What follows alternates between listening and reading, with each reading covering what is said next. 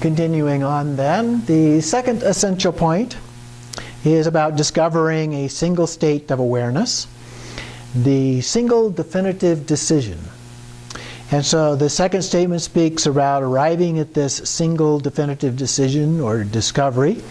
It's not something that we decide intellectually or on the basis of faith. It's discovered through our own personal experience, the importance of the direct experience.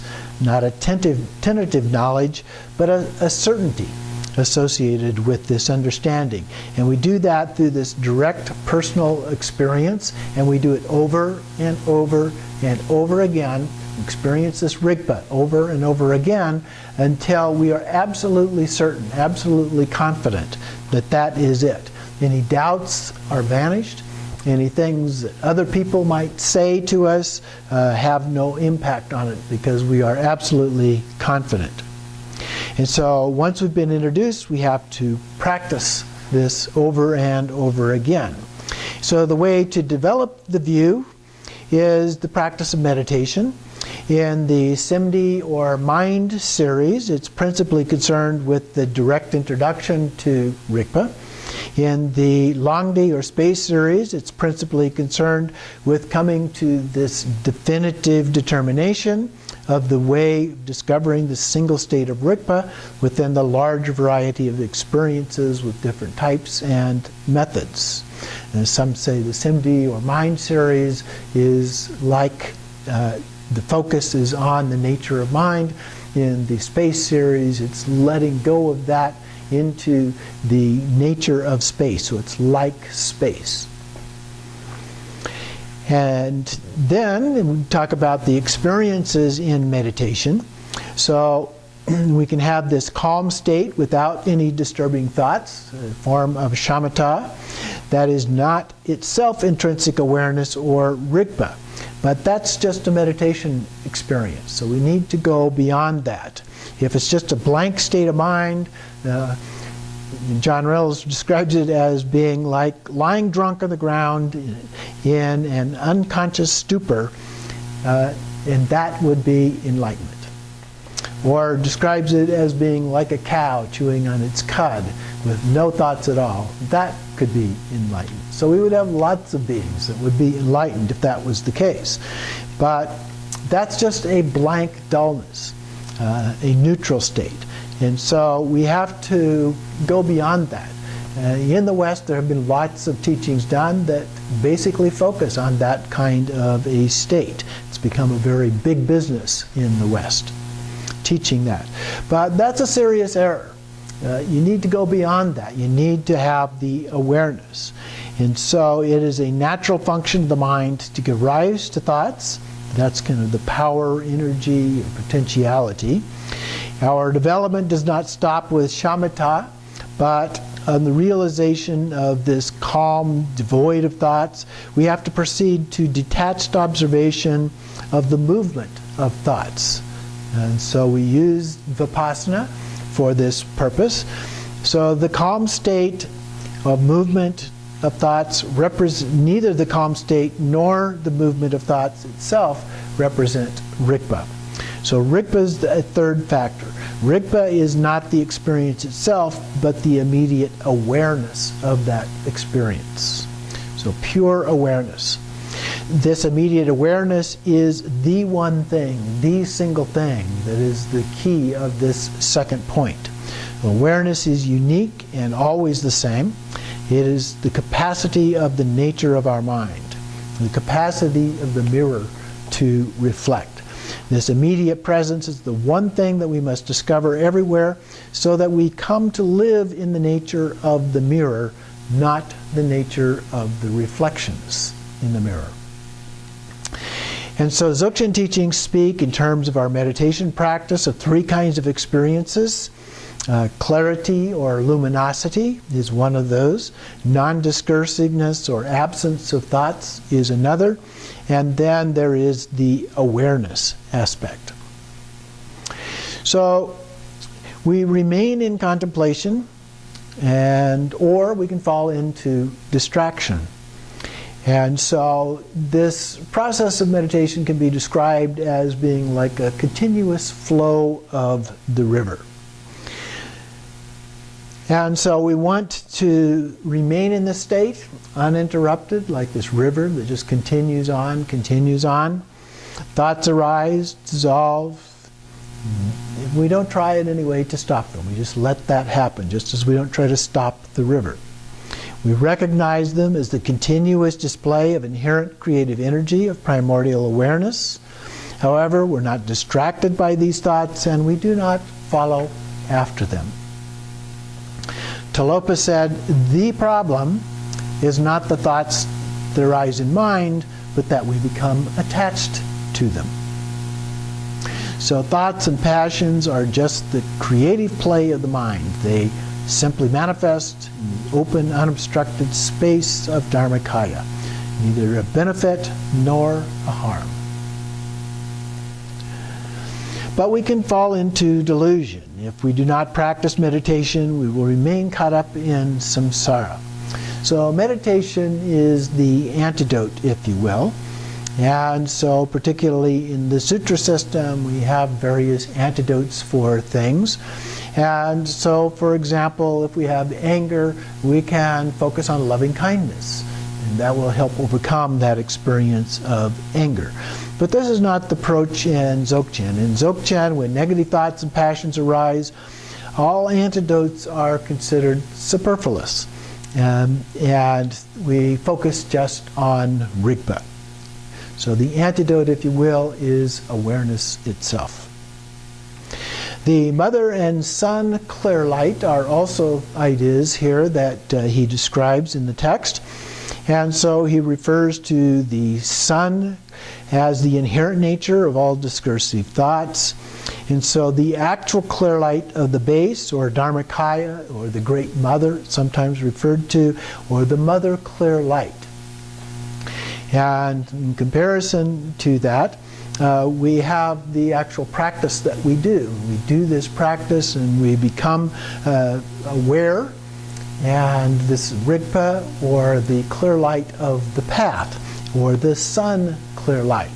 And in the experience of the bardo, in the beginning, after the bardo of dying, we have the bardo of dharmata. In that experience, we have the mother clear light experience. And if we've done these practices and we're very familiar with the approximation to this actual experience, or semblant clear light, it's sometimes called the sun clear light, then we will recognize the mother clear light, and that is an opportunity for achieving enlightenment at the time of death. And so that's a very important part of our practice.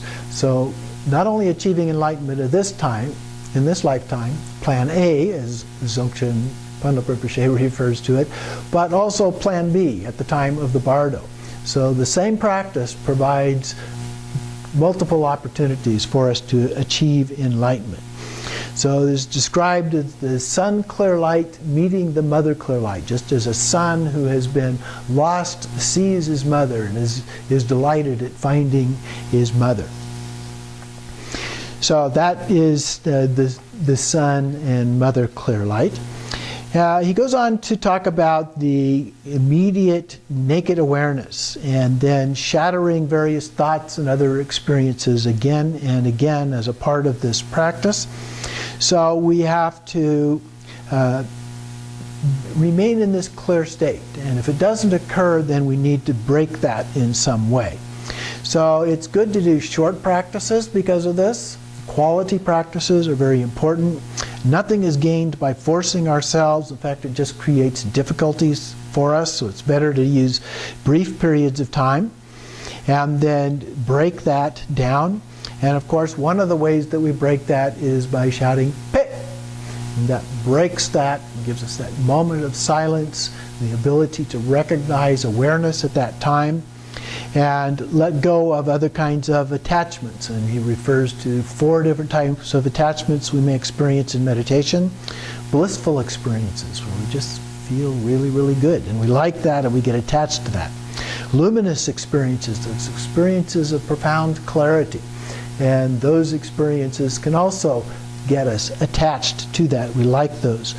Just the calm state itself, just being relaxed, can be the kind of experience that we can get attached to. Or the proliferating and diffusing of thoughts. We get attached to that process itself. And so any of those can become potential problems, even though none of them need to be. And so the state of directly penetrating awareness is that no matter what we have occur, we rely on the essential point of continuing in this awareness without being distracted. So first we contemplate by means of shamatha, we discover rigpa, then we can add some movements to that. So we can actually physically move in the meditation state, and then, that one would be the movement of thoughts at this point. And then we see no difference between the movement of thoughts and the awareness. This is rigpa. But as we develop in our practice, whatever we are doing, whatever circumstances, the activities of the day, we bring them in. And one of the ways to do that is by the physical movement. We can begin with slow kinds of movements in the hands and arms and so forth. We can even do a slow, concentrated walking meditation is another way, just walking very slowly and paying attention to the movement, the physical movement, as a part of this, but remain connected with that awareness.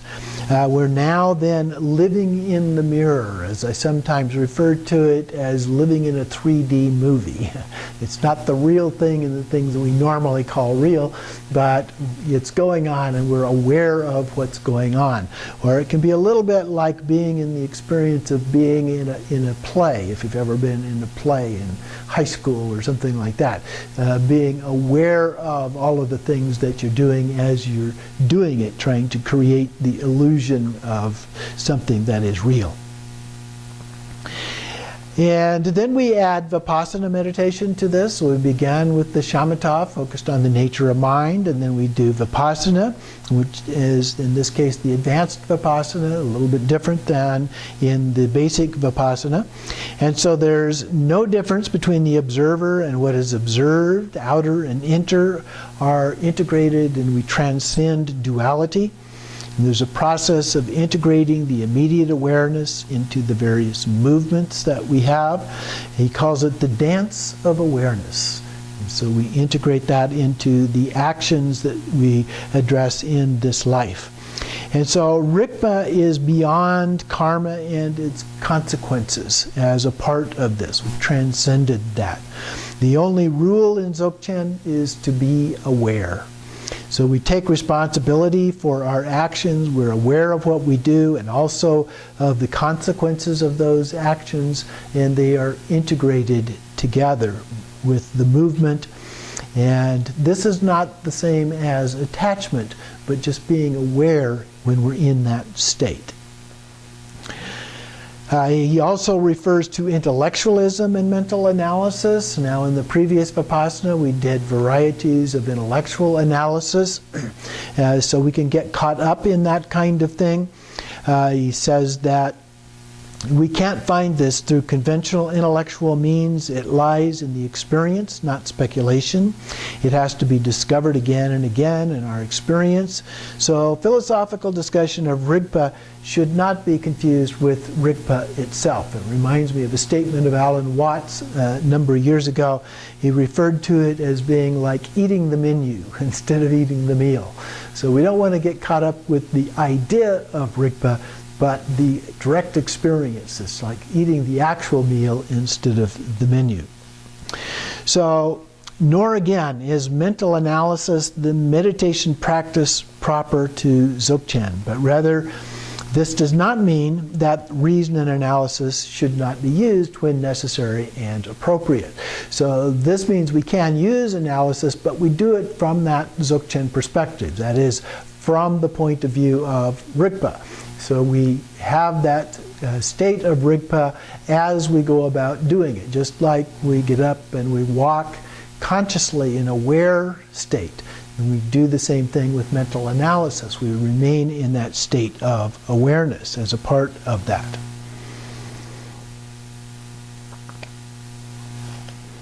And so for this reason, we are called a Vidyadhara, or Rigzen, one who holds to immediate awareness. And this, when we get to the state of being able to hold to that at all times.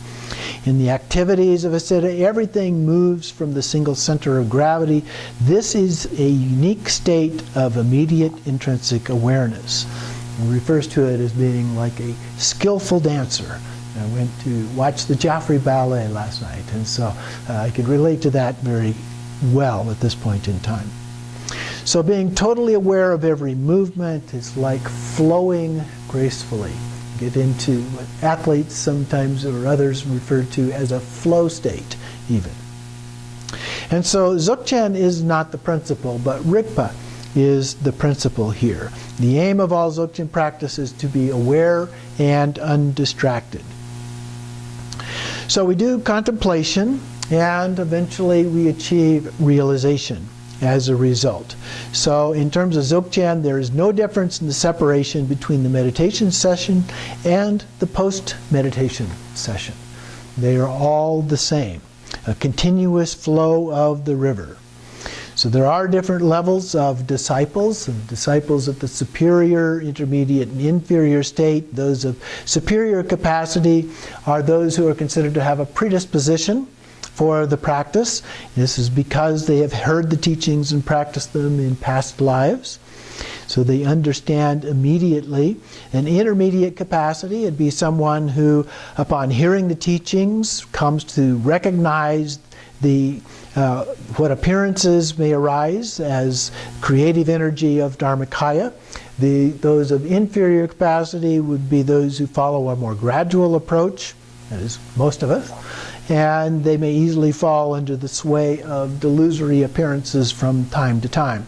So they have to practice regularly in order to maintain stability, to really make it a habit, if you will. And making something a habit requires lots of repetition. And so that is the reason for doing it that way. So it's very important to abandon worldly entertainments if we are to be successful at doing this. That is, we spend our time doing the practice rather than spending our time doing Facebook or other kinds of things, watching TV. So we need to focus on it during that time to be able to really make that a habit until we attain a state in which watching TV with awareness is not a problem, and so forth. So irregular meditation habits will leave us with deviations. So it's necessary for beginners to divide their practice into specific sessions and then stabilize contemplation, continue in its essence, to take our activities into account after the session, so the post-meditation aspect. So then he looks at the state of Dharmakaya in a little more detail. So we continue practicing and focusing on this state of Dharmakaya where shamatha and vipassana are unified together and achieve this state of dharmata, or reality, the state of being as it is. So Jigme Lingpa said, apart from this practice of all the Buddhas and the 3 times, there exists no other method.